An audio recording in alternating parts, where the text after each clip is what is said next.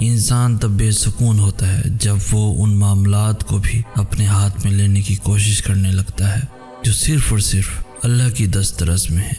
جب تمہارا دل ہی یقین سے خالی ہوگا تو آنکھیں کیسے اللہ کو دیکھ پائیں گی؟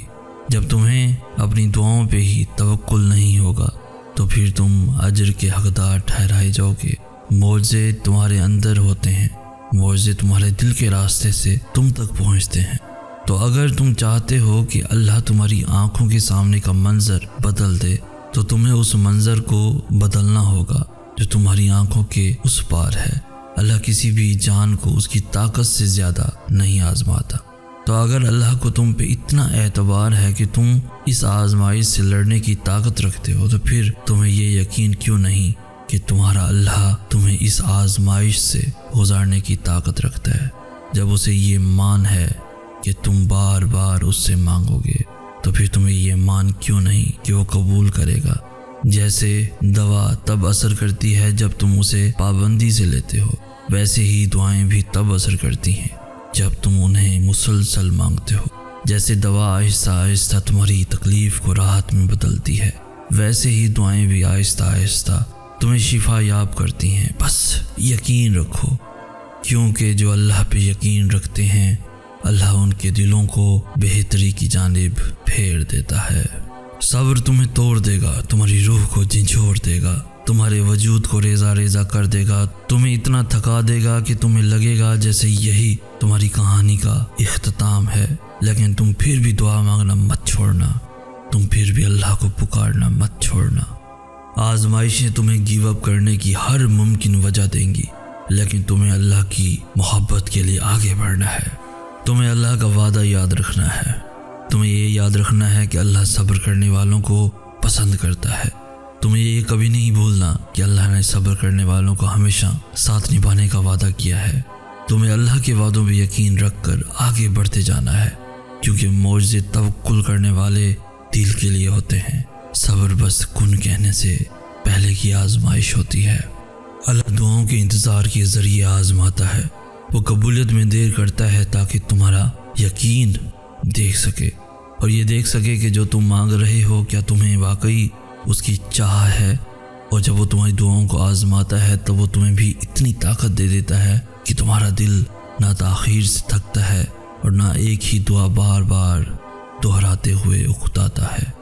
تو اگر دل کو اتنا سمجھانے کے باوجود بھی دعا کا خیال نہیں جا رہا تو مانگتے رہو، شاید تمہاری دعائیں معجزوں کے قریب ہوں، شاید اب تمہارے صلے کا وقت ہو، تبھی اللہ نے تمہیں اس دعا پہ اٹکا رکھا ہو۔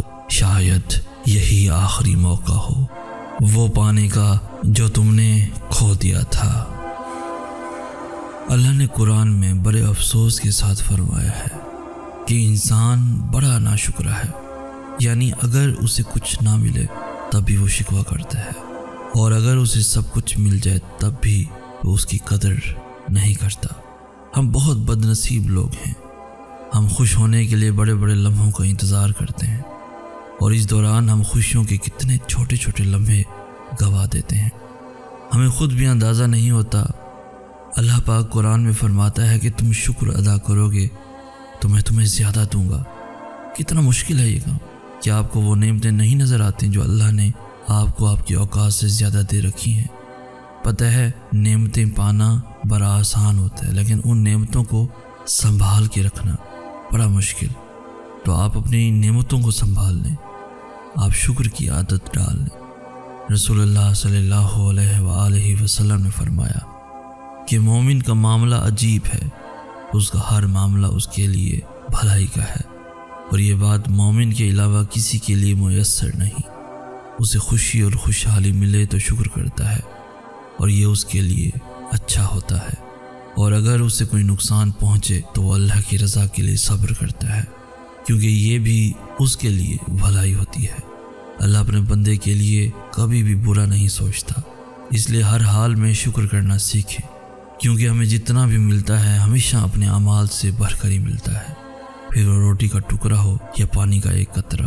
جب آپ شکر ادا کرنا شروع کر دیں تب آپ کو خود محسوس ہوگا کہ وہ روٹی کا ٹکڑا بڑا کھیت بن گیا ہے، اور پانی کا قطرہ بھی اب قطرہ نہیں رہا، سمندر بن گیا ہے۔ معجزے گنہگاروں کے لیے بھی ہوتے ہیں، وہ جن کے گناہوں کی بے چینی انہیں سجدوں تک لے آتی ہے۔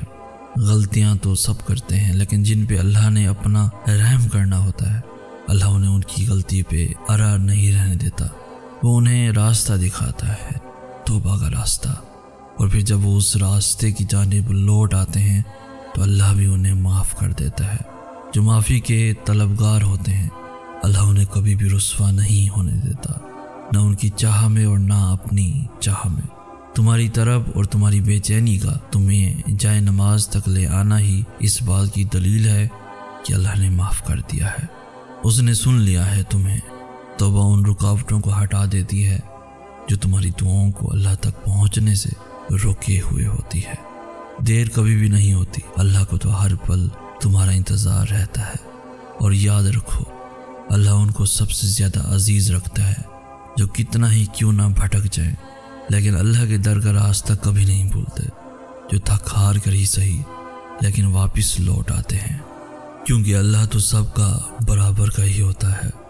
جلد ہی وہ دن آئے گا جب تمہاری ساری دعاؤں کو حقیقت بنا کر تمہارے سامنے کھڑا کر دیا جائے گا، اور انہیں دیکھ کر تم کہو گے یا اللہ، انہیں تو میں بھول چکا تھا۔ اور پھر اللہ فرمائے گا، پر میں نہیں بھولا۔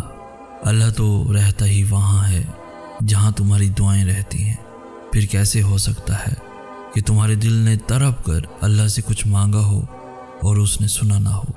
اس صبر کے بدلے کن کا معجزہ ہوا تو تمہاری ان دعاؤں کا صلہ خود اللہ ہوا تو ضرور قبول ہوں گی تمہاری دعائیں، یہ وعدہ ہے تم سے اللہ کا۔ اللہ تمہاری بہتری کے لیے تاخیر ضرور کرتا ہے، لیکن وہ بھولتا نہیں ہے، نہ تمہاری دعاؤں کو اور نہ اپنے وعدوں کو۔ تم اللہ سے اپنی دعاؤں کی بہتری مانگا کرو، کیونکہ جب تم اللہ سے اپنی دعاؤں کی خیر طلب کرنے لگتے ہو تو اللہ تمہاری من پسند چیز سے نہ تو کبھی تمہاری آزمائش کرتا ہے اور نہ ہی کبھی تمہیں اس شے کی طلب لگاتا ہے جو تمہاری نہیں ہوتی۔